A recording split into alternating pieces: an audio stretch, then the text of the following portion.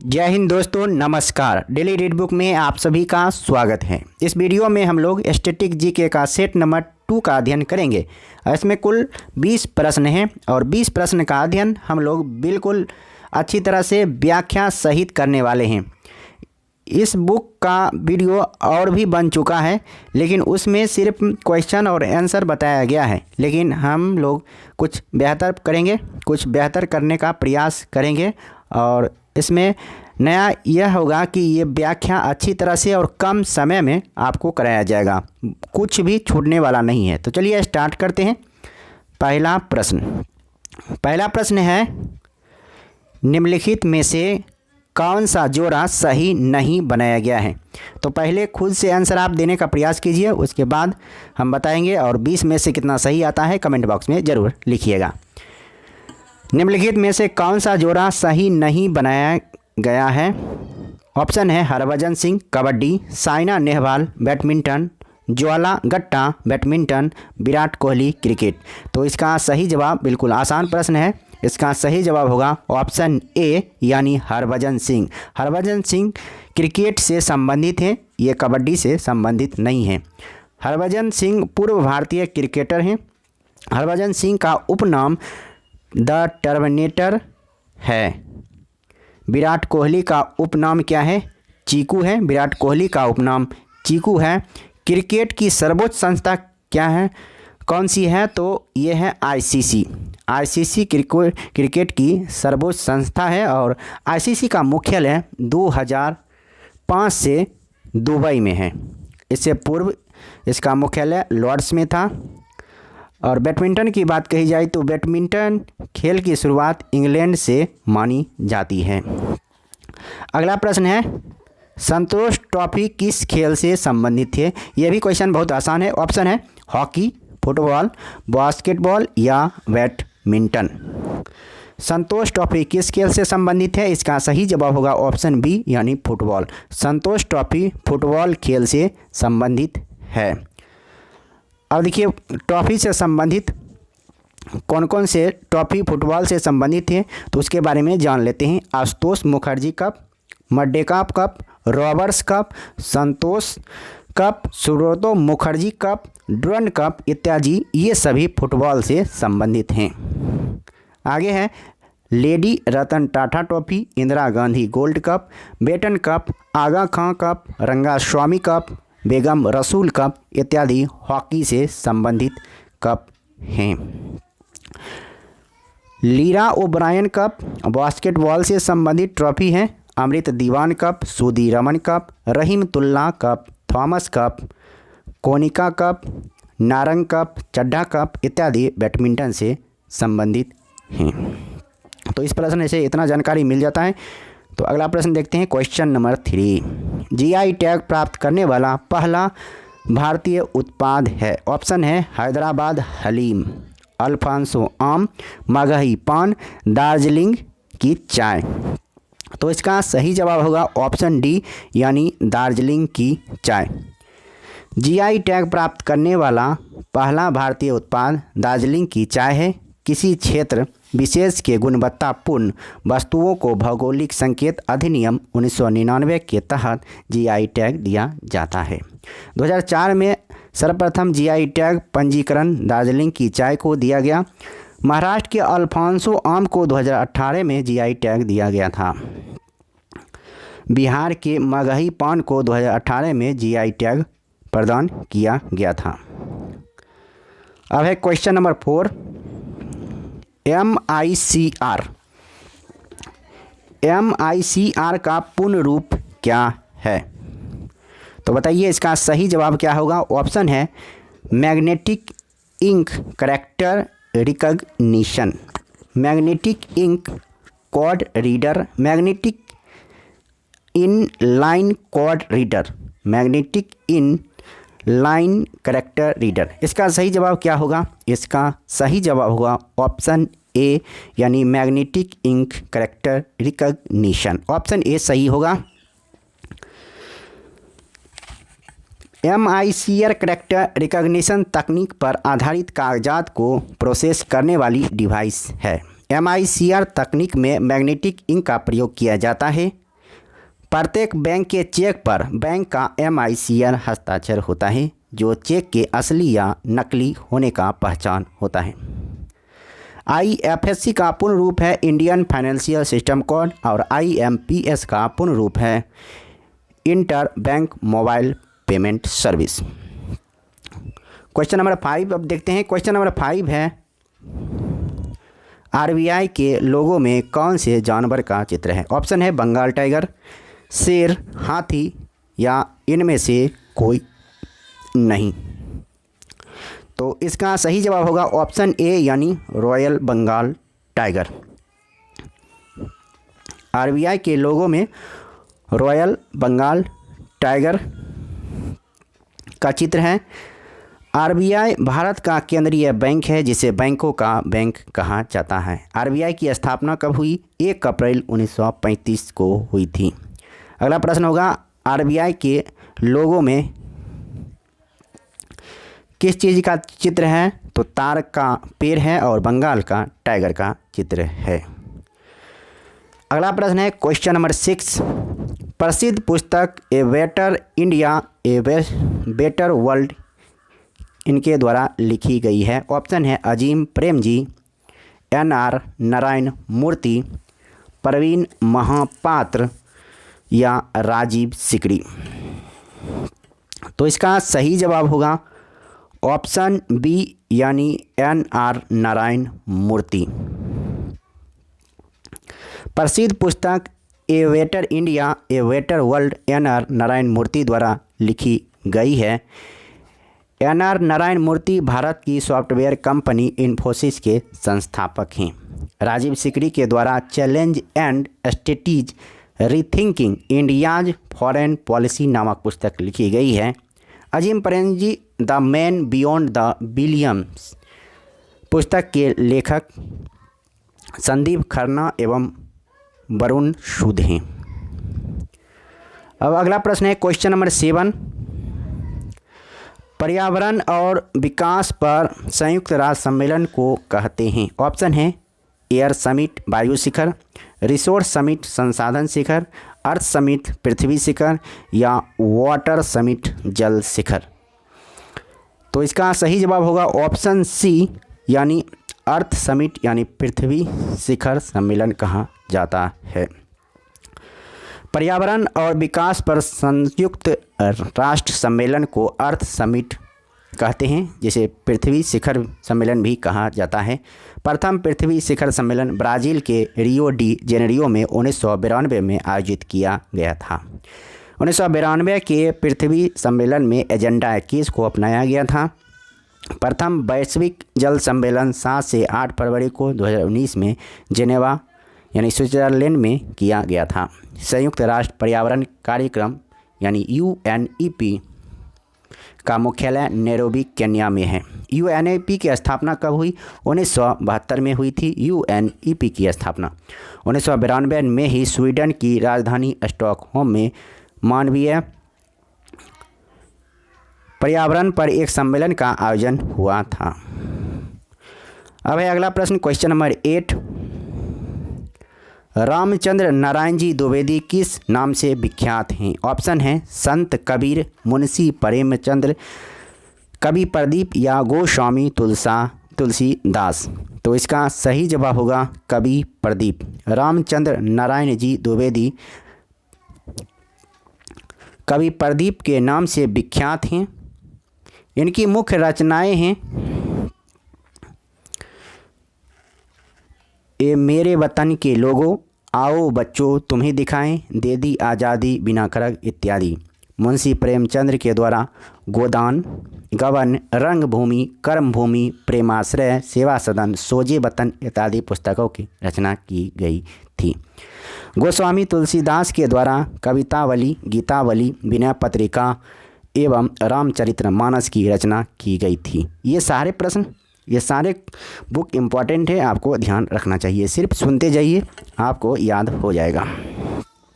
तुलसीदास अकबर के समकालीन थे। संत कबीर दास सिकंदर लोदी के समकालीन थे। अब है question number 9। Cape of Good Hope के रास्ते भारत तक समुद्री मार्ग की खोज किसने की थी? Option A Vasco da Gama, Amundsen, Christopher Columbus या जिम कॉर्बेट। तो इसका सही जवाब होगा Vasco da Gama, option A सही होगा। केप ऑफ गुड होप के रास्ते भारत तक के समुद्री मार्ग की खोज वास्को डी गामा ने की थी। वास्को डी गामा 17 मई 1498 ईस्वी को भारत आया था। वास्को डी गामा भारत में कालीकट बंदरगाह पर सर्वप्रथम आया था।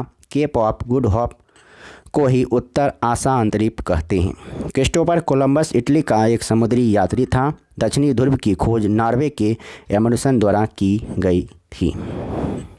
अब है क्वेश्चन नंबर 10। कौन सुमेलित नहीं है? ऑप्शन है 16 अक्टूबर विश्व खाद्य दिवस, 9 अक्टूबर विश्व डाक दिवस, 8 अक्टूबर भारतीय वायुसेना दिवस या 5 अक्टूबर अंतर्राष्ट्रीय वृद्धजन दिवस। तो इसका सही जवाब होगा ऑप्शन डी, यानी 5 अक्टूबर अंतर्राष्ट्रीय वृद्धजन दिवस। ये गलत है, यही इसका आंसर होगा। अंतर्राष्ट्रीय वृद्धजन दिवस प्रतिवर्ष 1 अक्टूबर को मनाया जाता है, ना कि 5 अक्टूबर को। अंतर्राष्ट्रीय वृद्धजन दिवस 1990 ईस्वी से मनाया जा रहा है। 10 अगस्त को विश्व जैव ईंधन दिवस मनाया जाता है और 1 अक्टूबर को अंतर्राष्ट्रीय कॉफ़ी दिवस मनाया जाता है। अब है क्वेश्चन नंबर 11। बैंकिंग लोकपाल योजना की शुरुआत किसने की? ऑप्शन है reserve bank of India, SBI, ICICI, PNB। तो इसका सही जवाब होगा ऑप्शन ए, यानी रिजर्व बैंक ऑफ इंडिया। अब रिजर्व बैंक ऑफ इंडिया के बारे में कुछ जानकारी ले लेते हैं। बैंकिंग लोकपाल योजना की शुरुआत रिजर्व बैंक ऑफ इंडिया ने की थी। RBI ने बैंकिंग लोकपाल 1 जनवरी 2006 से लागू किया था। बैंकिंग लोकपाल RBI द्वारा नियुक्त वह व्यक्ति है जो बैंकिंग सेवाओं में कतिपय कमियों के संबंध में ग्राहकों की शिकायतों का समाधान करता है। RBI भारत का केंद्रीय बैंक है। RBI का मुख्यालय मुंबई में है। RBI को बैंकों का बैंक भी कहा जाता है। इसकी स्थापना 1 अप्रैल 1935 ईस्वी को हुई थी। वर्ष 1949 में RBI का राष्ट्रीयकरण किया गया था। RBI का राष्ट्रीयकरण कब किया गया था? 1949 में किया गया था। 1955 में SBI की स्थापना हुई थी और इसका भी मुख्यालय मुंबई में है। अगला प्रश्न है क्वेश्चन नंबर 12। निम्नलिखित में से कौन सा एक युग्म सुमेलित है? ऑप्शन है ब्लू बुक यूके के सरकार का आधिकारिक रिपोर्ट, ग्रीन बुक इटली और ईरान के सरकार के आधिकारिक प्रकाशन, ग्रे बुक जापान और बेल्जियम की सरकार की आधिकारिक रिपोर्ट या उपयुक्त सभी। तो इसका सही जवाब होगा और आंसर डी, यानी उपयुक्त सभी सुमेलित हैं। ब्लू बुक यूके के सरकार का आधिकारिक रिपोर्ट है। ग्रीन बुक इटली और ईरान का आधिकारिक प्रकाशन है। ग्रे बुक जापान और बेल्जियम सरकार की आधिकारिक रिपोर्ट हैं। श्वेत पत्र भारत की सरकारी दस्तावेज हैं। ऑरेंज बुक नीदरलैंड सरकार की रिपोर्ट या प्रकाशन है। वाइट बुक पुर्तगाल, चीन व जर्मनी की सरकारी रिपोर्ट है। येलो बुक फ्रांस सरकार की सरकारी रिपोर्ट या प्रकाशन है। और जॉइंट पेपर 2 या अधिक सरकारों की संयुक्त रिपोर्ट या प्रकाशन होता है। अब अगला प्रश्न है क्वेश्चन नंबर 13। लोकसभा की प्रथम महिला महासचिव थी। ऑप्शन है BS रामादेवी, स्नेहलता श्रीवास्तव, सुषमा स्वराज या अमृता प्रीतम। तो इसका सही जवाब होगा ऑप्शन बी, यानी स्नेहलता श्रीवास्तव। लोकसभा की प्रथम महिला महासचिव थी स्नेहलता श्रीवास्तव। लोकसभा की प्रथम महिला महासचिव स्नेहलता श्रीवास्तव थी। दिल्ली की पहली महिला मुख्यमंत्री कौन थी? सुषमा स्वराज। अमृता प्रीतम साहित्य अकादमी पुरस्कार प्राप्त करने वाली प्रथम भारतीय महिला थी। कब इन्हें साहित्य अकादमी पुरस्कार मिला था? 1956 में। मीरा कुमार लोकसभा की प्रथम महिला अध्यक्ष थी। राज्यसभा की प्रथम महिला उपसभापति वायलेट अल्वा थी। प्रथम महिला केंद्रीय मंत्री राजकुमारी अमृता कौर थी। UPSC की प्रथम महिला अध्यक्ष रोज मिलियन वैथ्यू थी। सिर्फ आपको सुनते जाना है और आपको याद हो जाएगा। अब है क्वेश्चन नंबर 14 निम्नलिखित में से कौन सा एक सुमेलित नहीं है? ऑप्शन है Finland, Helsinki, Bolivia, La Paz, Ethiopia, Lusaka और यूक्रेन की। तो इसका सही जवाब होगा ऑप्शन सी यानी इथोपिया। लुसाका सुमेलित नहीं है। इथोपिया की राजधानी अदिस अबाबा है। इथोपिया की राजधानी कहाँ है? अदिस अबाबा। जबकि बोलिविया की राजधानी लापाज, इथोपिया की राजधानी लुसाका और यूक्रेन की राजधानी कीव है। फिनलैंड को झीलों का देश कहा जाता है। सोमालिया, इथोपिया एवं जिम्बाब्वे को हॉर्न ऑफ अफ्रीका कहा जाता है। नीदरलैंड को पवन चक्कियों की भूमि कहा जाता है।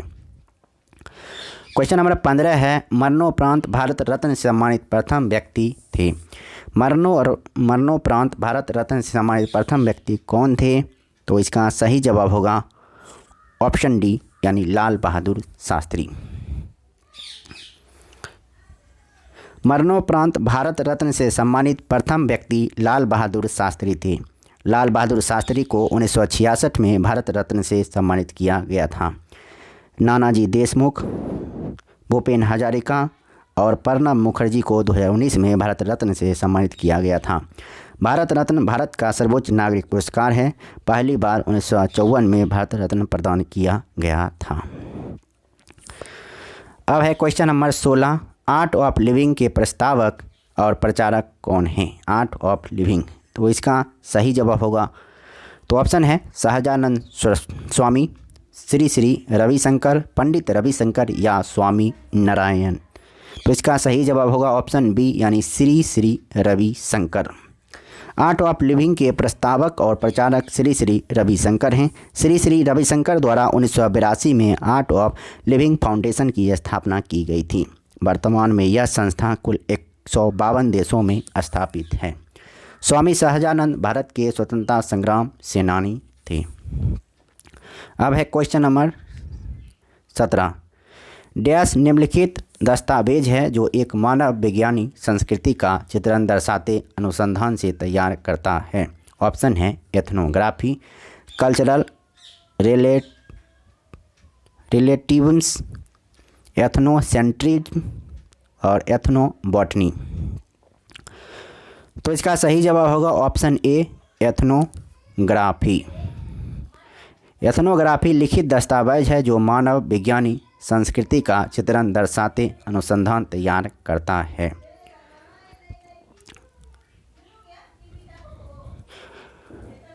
कल्चरल रिलेटिज्म वह विचार है जो किसी व्यक्ति को अपनी मान्यताओं, प्रथाओं और मूल्यों को उस व्यक्ति को अपनी संस्कृति के आधार पर समझना चाहिए।